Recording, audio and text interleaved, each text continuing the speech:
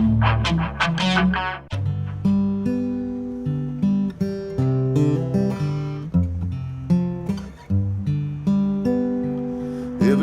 hides, everybody bleeds, everybody hurts, everybody feels, everybody's right, everybody's wrong, everybody's old, everybody's young, everybody's low, everybody's high, everybody lives, everybody dies, everybody cries, everybody dreams, everybody wants, everybody needs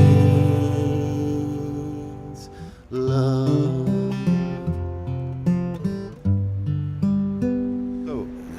Jake, may I call you Jake? Sure. Welcome to the show, 60 Minutes. We are called 60 Minutes Net, and your artist name is the White Buffalo. And as I read, it's just a name, you said, but is there something more behind it? Do you like buffaloes? Sure, I like buffaloes. What are buffaloes? What are they meaning for you? No, I mean, it's an American anomaly mostly. And the idea of having a white buffalo is a very rare animal. So taking on a name I thought was just a little more profound, had a little more mystery than just exclusively using my name, which is Jake Smith, which is very kind of stock and standard, to have at least a little something more elusive, and which the name kind of projects. Yeah. Yeah. Now a question that's not so very fair, but are you a rare animal? In a way. I think so. I mean, I think, I've really tried to pave my own path and create something that's truly my own, and hopefully made my own sound and have my own style and my own ethos of how I carry my business and how I write my music and I perform my music. Yeah. I only can prepare on the things I read about you, on the interviews I heard with you, or everything else. So, you're fascinating. Somehow you're fascinated by the dark. The dark is dark, so the light is light. And that's something that's fascinating you. Before we come to this, we do some promotion for the new CD. Every CD is special. In which way is this actual CD that will be released in October special for you? Berlin. Yes? Pardon me? Berlin?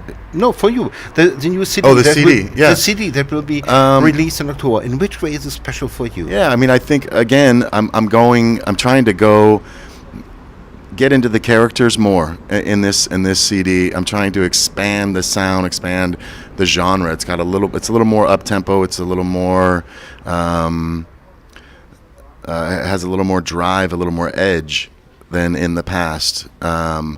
And I really wanted to take each character, either it be the light or the dark, and vocally, instrumentally, everything is to really push every song to its limitations. And I think this one came quick. I was writing as I was recording, so it was a little different for me, as opposed to having a bank of songs or a wealth of songs. I had really nothing, and so it kind of came from nothing. It came from, came very quick as we were recording. Yeah. If I look at the titles, at the name of the songs, they're very interesting. Border Town, Bury Me, and Baja, and something like this. Let's start especially in an interview I've heard or I've read somewhere. When you started playing the guitar and singing, your mom liked it, and so it was okay. And when I listen to music, I'll just listen. I don't listen to the words. I listen to the music. And my wife, she wanted to dance to the music, so it must be good. She was fascinated by this. And then I was surprised when I read what the songs are about. Yeah, I mean, I definitely dive into the darker, more shadowy side of life. I think it's interesting. It's some part that people not find taboo, but for me, I have there's no box that I'm in, either whether it be the genre, whether it be subject matter, and I enjoy tackling the darker side of life, and it's always intrigued me. I think it has emotion that is rare today. That is that people don't go for the fear or not necessarily trying to scare people, but having people feel maybe uneasy, or that the content is challenging in that way, but then also opens up a different side of that person, you know? Do you want to challenge? No, let's start the other way. What is fascinating, in the way you said it, but what is so fascinating for you on the dark side? If you take the light, it's very easy, it's peace, freedom, and everything. On the dark side, and that's how people are. Yeah, in a way. For me, it's a part of life, and it's a part of some parts of our cultures, that there is this dark kind of evil undertones. They're actually easier for me to write. Yeah, the darker ones. They've always come easy to me. Kind of the conflict, the sadness, fear is always. Those songs are departures, and they're complete fantasy, really. And it's always been something I've drawn to. You know, in film, in music, I think it's an escape, which I enjoy. Yeah. Are you only interested in the dark concerning music, writing songs, or do you read crimes, watch crime movies, or even fantasy? What is it? Is it fascinating you more than just in writing in music, concerning music? Is it part of your life in a way, and it goes to the music, or it's just if you write songs, it's just there? You don't think it about more comes naturally for me when writing the songs. I'm not a terribly dark person. No, my personality doesn't come off as really. Most of us like Stephen King, so yeah. But yeah, no. I mean, I like things that are kind of twisted and different, and a little off-brand, and but mostly they just come. The stories, they're just fantasy. They're just imagination, and they come out of nowhere. They come out of silence. The darkest darks, the lightest lights. There's a concept behind this album this time. Is it true? Has there been a concept before in your CDs, or is this new for you? No, I wouldn't necessarily call this a concept album. It's very song-based. Yeah.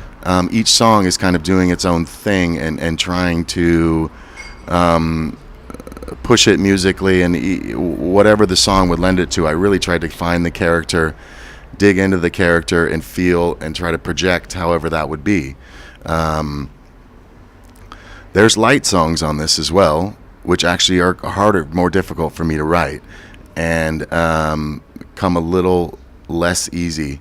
But there's songs about just having a good time, or being happy, love, living. What I really want to do is try to hit people in the heart with whichever it is, and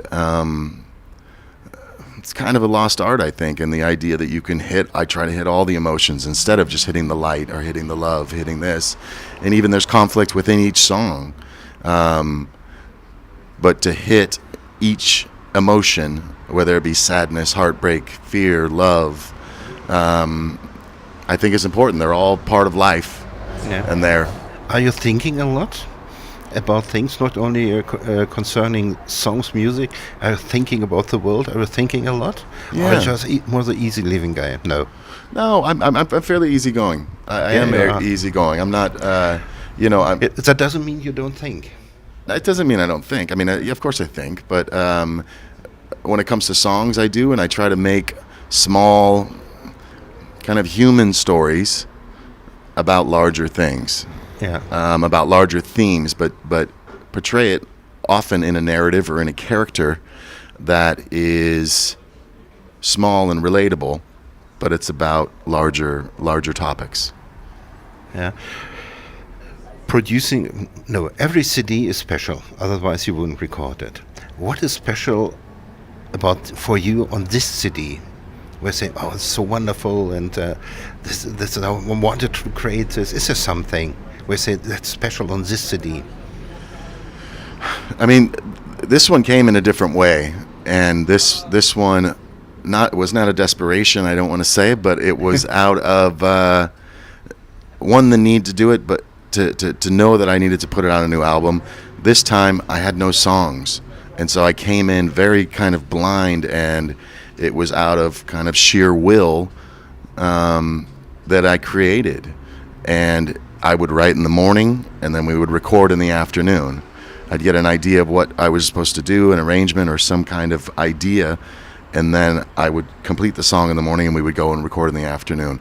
It was very, and then it turned out to be kind of raw and electric, but at the same time, very realized, but in a very compact, short amount of time. Very honest. Yeah, I mean that's for everything. That's what kind of the ethos of the band is. What my ideas is keeping things organic, keeping things honest, even if it's a fantasy song or a song that I don't know anything about, killing people, or I don't know anything about. A lot of the topics about Mexican drug world or whatever that I don't have no firsthand knowledge of it. But I create stories within them that I enjoy. I think it's a good. Another complicated question.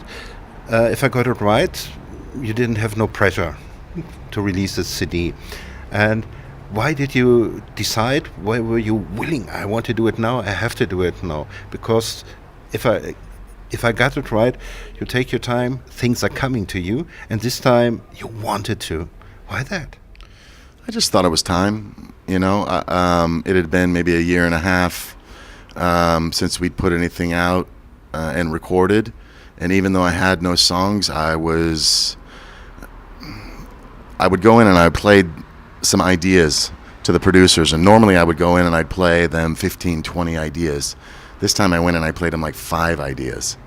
And I thought they were all, I didn't know if they would be worthy, but they were still very stripped down, very, very raw, with not much substance to them. And it took another month and said, well, do you have anything else? Do you have anything more? And I was like, no, not really. And then I was like, let's just start. We'll start Wednesday. Yeah. And it forced me to create. Which in the past you can kind of wait around forever, and the idea of that kind of desperation, of that the idea that you have to really internalize and go within and find the songs and find that creative energy was something that I felt I needed to do. Normally you live your garage where you're sitting and write your song. Did you do it did you write your songs there as well? Or was it different this time? It was a little bit different. Some of these came more cerebral, like where I would be anywhere and I would come up with an idea. I wrote a handful of them in the garage. I would finish most of the lyrics. I would just go to a coffee shop in the morning and write. But I would have a little bit of something recorded on my phone or something that I could listen to, so I would know kind of the syncopation and the where the lyrics needed to hit. Less in my garage this time, but still there was still a bulk of it that was written out there. Yeah. You almost answered it, but if you've got an idea, do you write it down pen and paper, or do you use whatever you've got, or do you use your phone? How do you keep your ideas? I almost always use my phone. Yeah. A lot of the time, the good ideas seem to just stick in my mind, though, as well. Yeah. Instead, but it's nice to have some kind of reference. Yeah. But yeah, I mean, not that the phone is an old school method, but I'm just recording on something simple voice memo kind of thing, and then it's just pen and paper, pencil and paper, and then I write the lyrics out. Yeah. Something completely different, something very easy. It's always easy to say, to remember embarrassing moments. That's very easy. But if you look back, is there something that makes you smile, that you say, oh, it was so wonderful that I was allowed to be there, to do that, to sing there, to play with? Is there something, or 1, 2 things that you remember? Just simple memories. Yeah, I mean, one time I got to play with, for a benefit, I got to play with Steve Earle, Neil Young, and Stephen Stills, and share the stage with them and sing Keep On Rockin' in the Free World with them, which was kind of a milestone. And it was amazing to feel, which there's other people that were very worthy and very competent, but to feel Neil Young on stage was electric, and his magnetism, not necessarily because I was in awe that, oh, it's Neil Young, but just this natural energy that he's giving out was unbelievable, and something that I really never felt before. That's an amazing memory. Before go on with those not so easy questions, some very simple. A color you love. A color? A color, yeah. I like green. I like brown. I like kind of the earth tones. As a musician, you like sounds, different sounds, whatever it is. Whether the sea, the rain, whatever it is, or the train just being here. Is there a sound that makes you shiver in a good way, that you love and say, I love to hear that? I do love things that are consistent. I mean, the sound of the train or the sound of the sea. Things that are constant, though. I enjoy the kind of there's silence almost within kind of low humming noises, which I always seem to enjoy, and I'm drawn to, like kind of almost help me sleep kind of things, you know? Yeah. And I read that you love beer. And what is your favorite beer? It doesn't have to be the German one, no. What do you love? I mostly drink India Pale Ales, lighter ones. We call them in the States, we call them session IPAs, which is a lower alcohol content, so you can drink quite a few of them. Yeah. But I do like the hoppy flavor, and I'm definitely drawn to that, but I like to have a little longevity, so I don't like to go too high on the alcohol content. But yeah, I like really crisp, citrusy kind of beers. Back to history. It was quite late that you started playing the guitar, and it even took some time that you started singing. And punk music was very important at that time, if I got it right. And you just wanted to play punk. Is it right? And you grabbed the guitar, I want to play punk. I did, but it didn't come out. Really, you know, You're not a punk, I know. No, and it's in. That's what I was really into at the time. The first time I got my guitar, I was super into the punk scene and into the idea, and I wanted to have something kind of aggressive and punk, but it didn't vocally. Even the themes that I would come up, even very early on. I think it was my country roots that I grew up on with my family, but then I've mixed it a little bit, and it's not punk, but it's a little more aggressive and a little real and a little harder than a normal country artist or a folk artist or even a singer-songwriter. How long did it take that this kind of music you're doing today developed for you? Or were there some decisions, or was it just a development thing that happened? It was really never an agenda that I had. It was, I got a guitar, I learned a few chords, and I started writing songs. Yeah. And even those very primitive early songs still were kind of in a narrative form. They were character driven. They were often about very dark things, albeit filled with a little more angst, or a little more kind of teen angst, and a little less realized, because I really hadn't honed my craft as a writer. But yeah, it happened very, very early on. In a way, did you surprise yourself that you wanted to write about dark things? Was it new for you? Did you say, hey, what's happening? Why do I do that? Was there such a moment? It was kind of surprising. I mean, a lot of things were surprising because I didn't really know that I could sing. I never tried to sing ever. You really can sing, yeah. But it was never something I did. And early on there was some time to really find your own voice, because I think there's some imitation, not even knowing really, but just kind of you end up imitating something. And it took me a little while to find my own voice and go like, listen, this is what you've got. Let's use it to its fullest and really try to be your own vocalist. Yeah. You're touring a lot. You're playing a lot of concerts, and it's another world. It's a kind of gypsy's world, and being an artist, it's not so easy. You're on stage, and there's a lot of adrenaline, a lot of youth, fun, and everything. And how do you stay centered? Your family, wood shaping is what you do. Yeah. It's definitely different hours, you know, the family life, and it's a balance. I've always tried to balance it, tried to keep tours short, in order to be able to go home and see my kids grow up. It's very important to me, you know, and that whole, there's some transitioning in between the two, where it's, you know, you're coming off this, you know, the lights and the stage and all this, and there's kind of a few days of decompression to be like, okay, no, you're a dad, and that's it, you know? I don't know how old your kids are, but do they like Daddy's songs?